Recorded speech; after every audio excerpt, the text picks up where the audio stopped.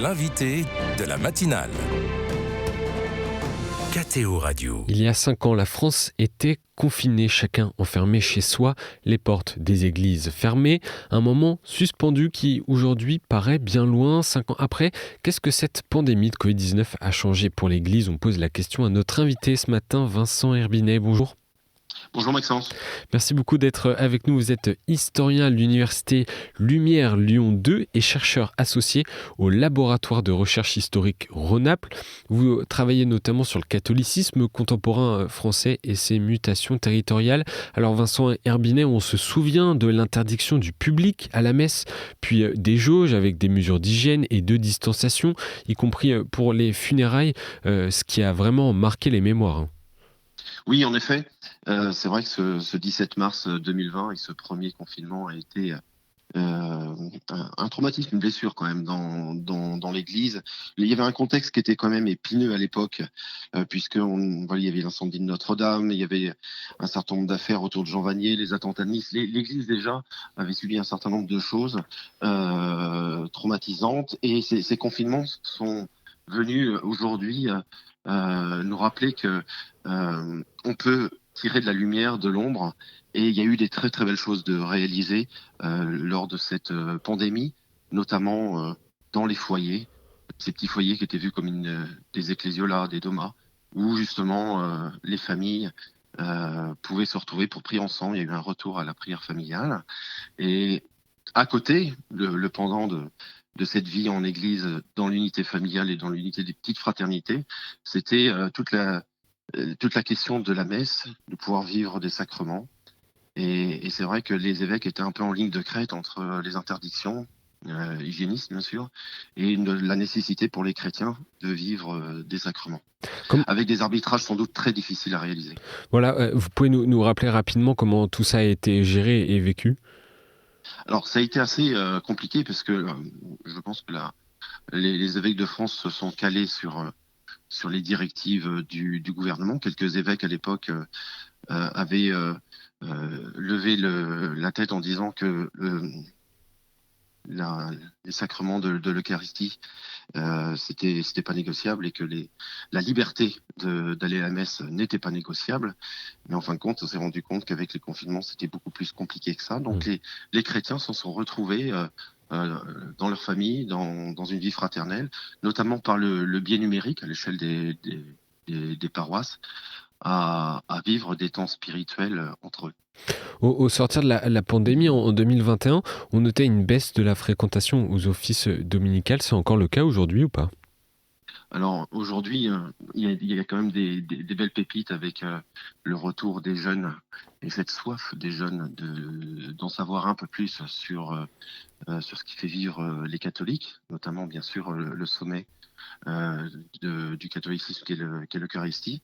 Et en fait, beaucoup de personnes âgées ne sont pas revenues dans les assemblées dominicales, mais il y a une grosse partie de jeunes, de néophytes qui viennent découvrir l'Église et découvrir justement cet accompagnement du peuple paroissial, qui a vécu bien sûr ce trauma des confinements, mais je vous disais tout à l'heure, de l'ombre sort la lumière, quoi.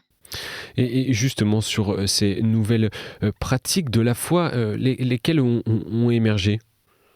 Alors, ce qui est très intéressant là, pendant la pandémie, c'est que ça s'est fait dans deux directions. Une direction horizontale, avec ce que j'ai appelé, moi, le développement des œuvres de miséricorde, notamment la possibilité de se mettre en lien avec son prochain via les associations, via des groupes paroissiaux.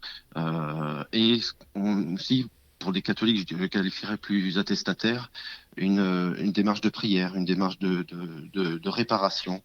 Notamment, je vous rappelle cette demande qui a été signée, c'est ce qu'on appelait une supplique à l'époque, une demande d'un jeune groupe de chrétiens qui voulait demander aux évêques de consacrer la France au cœur uni de Jésus et Marie. Donc on a une logique bien verticale et une logique horizontale où il y a eu du télé-bénévolat, où les scouts rencontraient des jeunes de la JOC et se mettaient tous ensemble au service de la réserve citoyenne. Il y a eu des belles pépites pendant cette pandémie et aujourd'hui, je pense que les jeunes ont compris que faire fi des idéologies ou des logiques pastorales un peu typées, on arrive à se retrouver tous ensemble autour du même but qui est la charité, qui est une vertu théologale comme la foi et l'espérance. Et comment l'Église s'est-elle saisie de ces nouvelles pratiques ou a-t-elle affronté ces conséquences? Alors les conséquences, peut-être, elles peuvent s'incarner dans la logique de synodalité. Donc juste après, il y a eu le synode sur la synodalité. Le cardinal Grèche disait qu'après l'épidémie de Covid, pardon, c'était quasiment un suicide pour l'Église si elle prenait pas en compte justement toutes les leçons. Et les leçons, justement, c'est pouvoir se tourner vers son prochain et aussi rendre grâce à Dieu par la prière. Ne plus être forcément dans une logique d'église sacristie, mais dans une logique plutôt une logique domestique, une logique d'église domestique, une logique fraternelle.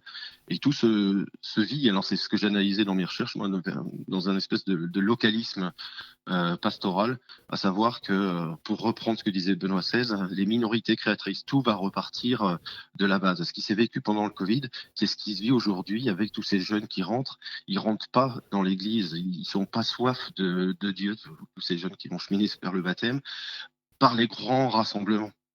C'est dans les petits groupes, accompagnés par des laïcs formés, par des prêtres, qui vont découvrir la foi chrétienne et cheminer tout doucement. Et puis derrière, il y a la notion du service après-vente. C'est-à-dire, qu'est-ce qu'on fait de ces jeunes-là pour les nourrir après? Sur le côté géographique et territorial, juste, c'est l'un des cœurs de vos recherches. Est-ce qu'on Oui. observe des différences entre paroisses rurales sur ces nouvelles pratiques et les paroisses en ville? Alors moi, j'ai justement étudié la logique territoriale où justement on a depuis les années 80 remodelé les territoires, on les a dilatés et parallèlement, et ça c'est contradictoire, on a une contraction de la vie pastorale autour de pôles. Et ce qui est très intéressant, c'est que euh, aujourd'hui 30% des diocèses qui accueillent ces néophytes sont issus du monde rural. Donc, d'où ce questionnement de où ces jeunes découvrent la foi. Bon, ça se découvre pas a priori dans toutes les paroisses, puisque les prêtres avec tous les Hmm. clochers, ça semble compliqué. Ça se vit plutôt dans les petits cercles d'amis, les associations, les mouvements. Durant cette période parfois très rude sur le plan relationnel, vous l'avez dit, on a observé pas mal d'œuvres de miséricorde, on a vu de beaux élans de solidarité. Cela s'est-il incarné au niveau de l'engagement dans les paroisses, dans les mouvements d'église? Alors moi, je me suis rendu compte dans mes recherches que Euh, c'est la capacité d'anticipation et de prospective de certains diocèses, notamment par le biais de la charité et de la diaconie. Certains diocèses ont mis en place des diaconies, c'est-à-dire que par rapport à tel secteur, eh ben, un diacre ou un laïc mandaté, un peu spécialisé bien sûr dans la foi et l'ingénierie sociale, vont s'occuper de tel ou tel public pour pas le laisser en isolement. Et je prends l'exemple du diocèse de Toulon ou le diocèse de Rennes où il y avait des diaconies établies, déclinées parfois à l'échelle de la paroisse. Et ben la pandémie s'est beaucoup mieux passée en termes d'accompagnement. Même Hmm. en termes d'accompagnement par rapport au trauma, vous avez des funérailles où les chrétiens ne pouvaient pas dire au revoir à leurs proches, même au niveau des derniers sacrements. Et qu'en reste-t-il aujourd'hui? Alors, ce qu'il en reste, c'est qu'aujourd'hui, justement, je prends l'exemple de tous ces catéchumènes. Euh, la pandémie a offert de belles réalités, mais ça reste quand même une blessure dans l'Église. La parole épiscopale à cette époque-là, notamment en 2020 par rapport au confinement, n'était pas très lisible, pas très audible, notamment quand c'était des directives gouvernementales et que derrière la question de la messe était récurrente pour l'ensemble des chrétiens. Aujourd'hui, on est dans une forme beaucoup plus apaisée. Maintenant, ce qu'il faut, c'est construire. On n'a pas trop vu, enfin ça c'est mon avis personnel, les conclusions du synode sur la synodalité à l'échelle paroissiale, à l'échelle la plus fine, c'est là où sont justement les chrétiens. Qu'est-ce qui va se passer demain? Écoutez, je pense qu'il y a toute une logique pastorale derrière, mais il y a aussi une logique ecclésiologique qui va s'occuper des jeunes chrétiens demain. Comment dans les territoires ruraux, justement, cette proximité va pouvoir se pérenniser. Moi, je crois beaucoup à la spiritualité de communion, à l'articulation des états de vie. Donc, je pense que l'avenir se dessinera justement sur l'articulation entre cette volonté, cette quête du salut, à travers la prière, l'espérance, et la recherche des bonnes œuvres. Je Hmm. pense que c'est une logique un peu intégrale. Je répète, la foi, l'espérance, la charité. Les jeunes là-dessus sont formés et ils ont soif.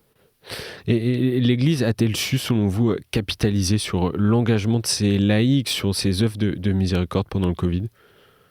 Alors, derrière se dessine bien sûr toute la question de la communication, du charisme des prêtres, des laïcs. Il y a comme je disais tout à l'heure, des diocèses qui étaient prêts.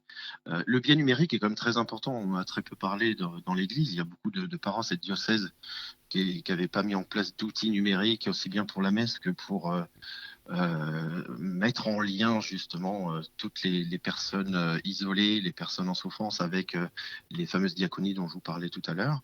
L'avenir justement, les leçons qu'on pourrait retenir à l'Église, c'est d'être aussi bien présent sur un territoire physique, puisque l'Église est pleinement incarnée, mais aussi par le biais numérique où ça permet de rejoindre des populations. Vous le voyez bien avec certains prêtres influenceurs qui aujourd'hui, et je pense que ça, c'est les conséquences de cette présence sacerdotale sur les réseaux amènent aussi les jeunes à se questionner. Et peut-être Hmm. que les conséquences, justement, c'est ce nombre grandissant de jeunes qui cheminent vers le baptême ou qu'on soif, quoi.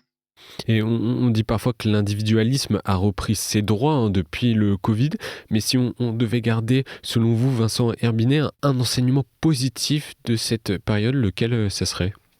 L'enseignement positif, moi, c'est cette transversalité justement entre. Alors, pour un chrétien qui paraît complètement notoire, mais cette transversalité entre la charité et la foi, entre la prière et le service.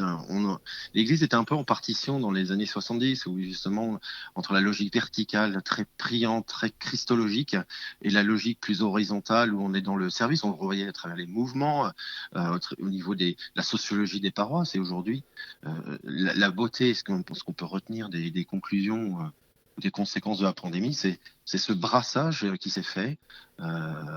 Et donc, je pense que c'est le défi de demain, c'est comment on accompagne à l'échelle des générations les chrétiens de demain, au nom d'une unité. Hmm.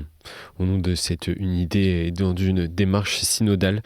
Merci Vincent Herbinet Je pour vous en prie. ces analyses, pour cet éclairage 5 ans après les confinements, cette rude période de pandémie que toute la France, toute l'humanité même a vécu. Je rappelle que vous êtes historien à l'université Lumière Lyon 2 et chercheur associé au laboratoire de recherche historique Rhône-Alpes. Merci à vous et bonne continuité dans votre travail. Oui, merci beaucoup. Bonne journée à vous. Au revoir.